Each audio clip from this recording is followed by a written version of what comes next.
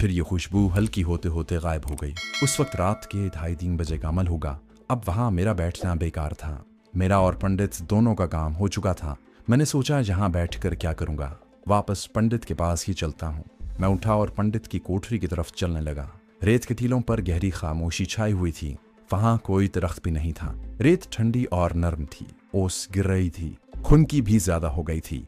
शहराई इलाके में दिन तो गर्म होता है मगर रात बड़ी ठंडी होती है। चांद के डूब जाने के बाद सितारों की टिमटिमाहट ज्यादा हो गई थी। मैं रेत के छोटे टीलों के दरमियान से होकर जा रहा था। टीलों की नशेब में अंधेरा था। एक दो बार मुझे ऐसा महसूस हुआ जैसे कोई चंद कदम मेरे साथ चलकर अलग हो जाता है। एक जगह रुककर मैंने चारों तरफ देखा। वहां सिवाय मेरे दूसरा कोई भी नहीं था। मैंने उसे अपना वहम समझा और आगे चल पड़ा। पंडित की कोठरी का दरवाजा बंद था। मैंने सुराख में अंदर झांक कर देखा। कोठरी में अंधेरा छाया हुआ था। पंडित मुड़ी वाले सुराख की बत्ती बुझाने के बाद अपनी कोठरी की बत्ती भी बुझाकर सो गया था। उसे मालूम था कि मैं अवतार सावर्धन की मुड़ी पर 1,00,000 बार हरि ओम का जाप करके ही वापस लौटूंगा। कोठरी के बाहर एक तरफ लकड़ी का पुराना बेंच पड़ा हुआ था। मैं उस पर लेट गया। नींद से मेरी आंखें बंद होने लगीं। मैंने मंगलसूत्र वाला हाथ अपने सीने पर रखा हुआ था। अभी मैं पूरी तरह सोया नहीं था कि अचानक मुझे लगा किसी ने मेरे मंगलसूत्र वाले हाथ पर अपना हाथ रख दिया है। मैंने जल्दी से हाथ झटक दिया और उठकर बैठ गया। मुझे ख्याल आया कि ये कोई सहराई जूहा वगैरह होगा जो मेरे हाथ के ऊपर से गुजर गया है, लेकिन दिल नहीं मानता था क्योंकि मैंने अपने हाथ पर बाकायदा किसी के हाथ की गर्मी और उंगलियों का दबाव महसूस किया था। मैंने सोचा हो सकता है जहाँ किसी की बदरूह भटकती फिरती हो। मुझे वो सारा इलाका ही आसेब ज़दा लगने लगा। मैं दोबारा बेंच पर लेट गया। उसके बाद मुझे नींद आ गई और कोई होश न रहा। आंख उस वक्त खुली जब दिन निकल आया था और पंडित मुझे जगाते हुए कह रहा था, बालक मुड़ी से कब वापस आए, जाप पूरा कर लिया था क्या? मैं आंखें मलता हुआ उठ बैठा और पंडित से कहा, जाप पूरा हो गया था गुरुदेव। क्या अवतार सावर्धन की आत्मा ने तुम्हारा मंगलसूत्र स्वीकार कर लिया? मैंने दिल में कहा, कैसा मक्कार पंडित है, उसे सब कुछ मालूम है मगर मुझे बेवकूफ़ बना रहा है। मैंने कह दिया, हाँ गुरुदेव, मेरा मंगलसूत्र सावर्धन की आत्मा ने स्वीकार कर लिया है। मैंने 200 रुपये की रक्षना भी सुराख में डाल दी थी। पंडित ने बड़ी खुशी का इजहार करते हुए कहा, धन हो धन, बच्चा तो बड़ा खुशकिस्मत है।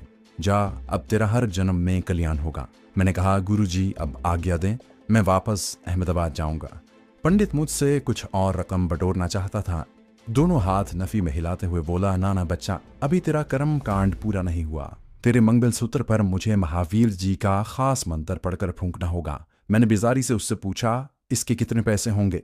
पंडित ने फौरन जवाब दिया, 100 रुपये रक्षना होगी, ज्यादा नहीं। मैं वहां से जितनी जल्दी हो सके निकलना चाहता था। मैंने पंडित को 100 रुपये दिए और कहा, ये कर्म कांड भी अभी पूरा कर दीजिए। पंडित बड़ा खुश हुआ, कहने लगा, तुम जहां बैठो, पहले कुछ चाय पानी कर लें, वहां बरामदे में आ जाओ। कोठरी की दाएं जानिब एक छोटा सा वरांडा था जहां एक चारपाई और कुर्सी पड़ी थी। पंडित ने अपने किसी चेले को आवाज दी जो चाय और पूड़ियां ले आया। हम बरामदे में आकर बैठ गए। पंडित ने मेरा मंगलसूत्र वाला हाथ अपने हाथ में लिया और संस्कृत के श्लोक पढ़ने लगा। संस्कृत जबान को मैं फौरन पहचान लेता था, अगरचे मैं पढ़ लिख नहीं सकता था। वो मंत्र पढ़ रहा था कि मुलाजिम चाय और पूड़ियां लेकर आ गया।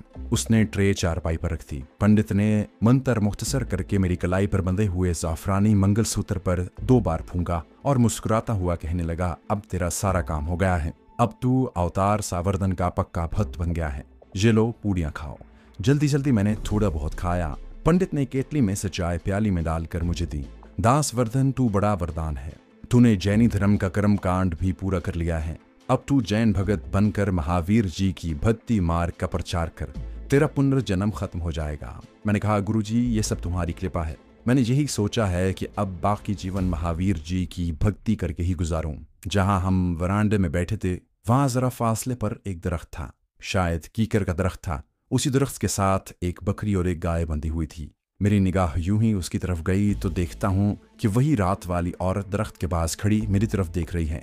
मुझे बड़ा गुस्सा आया कि ये कमबख्त यहाँ भी आ गई है। फिर सोचा कि ये तो पंडित थी की तनख्वाहदार मुलाजिमा है और उसी के कहने पर रात को मुड़ी पर जाप करने वालों के पास जाती हैं और अपने आप को परलोक की देवी जाहिर करके उन पर असर डालती हैं। मैंने फैसला कर लिया कि इस औरत के सामने पंडित की खबर लेता हूँ। उसी औरत ने वही रात वाली जाफरानी साड़ी पहन रखी थी। दिन की रोशनी में उसकी शक्ल साफ नजर आ रही थी।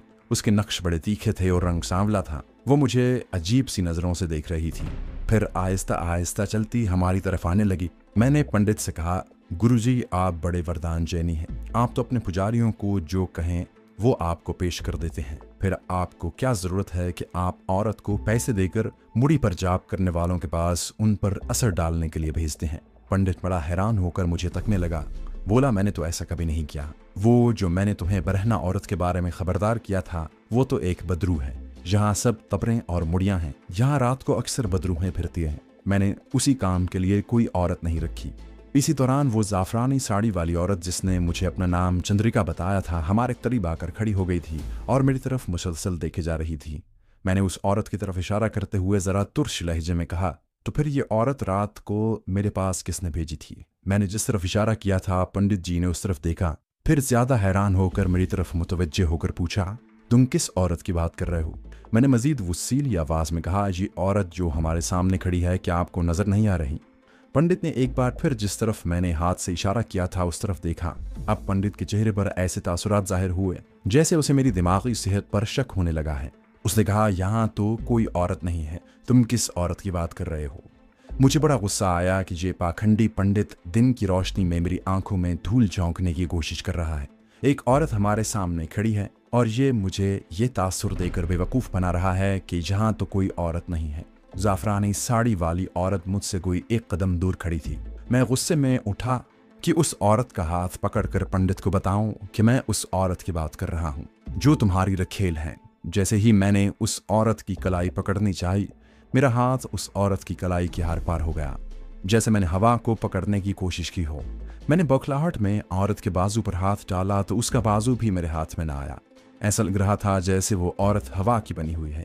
जाफरानी साड़ी वाली औरत मेरी तरफ देखकर मुस्कुराई और हाथ बांध कर कहा, पतिदेव, जब तक तुम मेरे पति होने का इकरार नहीं करोगे मुझे इस जन्म में नहीं छू सकोगे। मैं कुछ डर जरूर गया था लेकिन अपने होशो हवास में था। मैंने उसे कोई बदरूह समझते हुए डांट कर कहा, तू जिसकी बदरू है उसी के पास वापस चली जा, मैं तेरे आसेब में आने वाला नहीं। पंडित की हालत अजीब हो रही थी। वो फटी फटी आंखों से मुझे तक रहा था। बोला, बच्चा, तुझ पर ओम नाम के जाप का असर हो गया है। कोई बदरूह तेरे पीछे लग गई है, जहां लेट जा, मैं अभी मंत्र पढ़कर बदरूह को भगाता हूँ। जाफरानी साड़ी वाली चंद्रिका की सारी तवज्जो मेरी तरफ थी। उसने पंडित की तरफ आंख उठाकर भी न देखा। कहने लगी, मैं चाहती हूँ पतिदेव, भगवान तुम्हें सुखी रखे। उसने दोनों हाथ जोड़कर मुझे प्रणाम किया और खामोशी से वापस दरख्त की तरफ चली गई। दरख्त के पीछे जाती वो मुझे जरूर नजर आई, उसके बाद जैसे वो गायब हो गई। पंडित ने मुझे बाजू से पकड़कर कहा, बेटा यहाँ चारपाई पर लेट जा, मैं अभी बदरू को भगा देता हूँ। मैंने पंडित जी से कहा, इसकी अब जरूरत नहीं है गुरुजी, बदरू चली गई है, अब मुझे इजाजत दें, मैं वापस जाऊंगा। मैंने पंडित जी के घुटनों को हिंदुओं की तरह छुआ और रेत के टीलों की तरफ चल दिया जिनके पीछे नंदीकंड का छोटा सा गांव था। वहां से अक्सर यक्के बीकानेर शहर की तरफ जाते रहते थे। जाफरानी साड़ी वाली औरत का ख्याल मेरे दिल में जरूर था, लेकिन मुझे यकीन था कि वो यहीं नंदीकंड में ही रह जाएगी, मेरे साथ नहीं लगी रहेगी। मैं उसे कोई बदरू ही समझ रहा था। ये मेरी जिंदगी का पहला मौका था कि मैंने किसी बदरू को देखा था, और वो भी एक खूबसूरत औरत की शक्ल में। नंदीपुर गांव में यक्कों का अड्डा था। वहां 3-4 यक्के खड़े थे, सवारियां बैठी हुई थीं।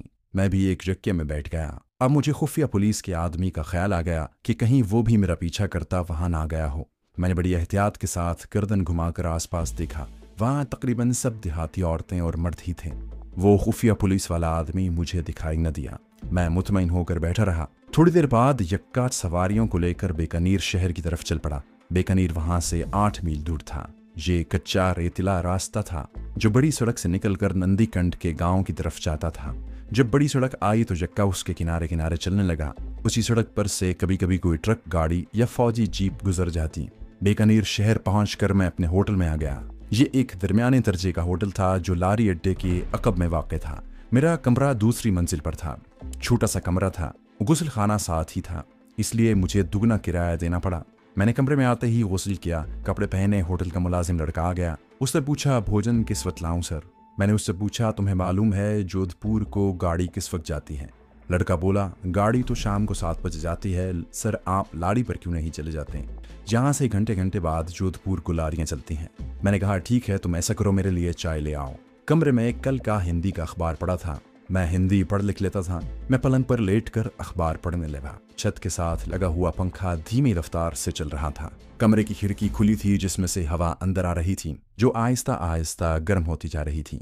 मैंने देखा था कि बीकानेर में दिन के वक्त तेज हवाएं चलती रहती थीं और उनमें रेत के जर्रे शामिल होते थे। उस वक्त भी यही गर्म हवा खिड़की में से अंदर आ रही थी। मैं अखबार रखकर खिड़की बंद करने के लिए उठा। ये खिड़की होटल की पिछली जानिब खुलती थी। यहाँ से दूर दूर तक फैले हुए रेत के टीले और उनमें बने हुए मकान नजर आते थे। खिड़की से थोड़े फासले पर नीचे एक दरख्त था। मैं खिड़की बंद करने लगा तो जाफरानी साड़ी वाली औरत चंद्रिका मुझे एक बार फिर दिखाई दी। वो दरख्त के नीचे खड़ी मेरी तरफ देख रही थी। उसने हाथ जोड़ रखे थे और जैसे मुंह ही मुंह में कुछ बड़बड़ा रही थी। मुझे गुस्सा आ गया। कमबख्त ये बदरू मेरा पीछा करते यहाँ भी आ गई थी। मैंने खिड़की बंद करके चटखनी लगा दी और पलंग पर लेटकर सोचने लगा कि उस बदरू से किस तरह पीछा छुड़वाऊं। फिर ख्याल आया कि ये बेज़रब सी हवाई मखलूक है, मुझे खामखा अपना खावंद जताने लगी है। हिंदू औरत की बदरू होने की वजह से वो आवागौन पर अकीदा रखती है और ये समझ बैठी है कि मैं पिछले जन्म में उसका खावंद रह चुका हूँ। मैं हिंदुओं के आवागौन के अकीदे से बखूबी वाकिफ था। अपना नाम चंद्रिका बताती है और किसी को छू भी नहीं सकती, ना इसे कोई छू सकता है। बिल्कुल बुखारात की तरह है। अगर कभी कभी सामने आ जाती है तो आती रहे, मेरा क्या बिगाड़ती है। मैंने उठकर खिड़की खोली, दरख्त की तरफ देखा। चंद्रिका की बदरू वहां पर नहीं थी। अब मेरी सारी तवज्जो अपने मिशन पर थी। मैंने खिड़की बंद कर दी और कुर्सी पर बैठकर गौर करने लगा कि मुझे रॉ के इंचार्ज गोकुलदास पांडे की बेटी मीनाक्षी पर किस तरह गलबा हासिल करना है। आरामदेह कुर्सी पर नीम दराज था।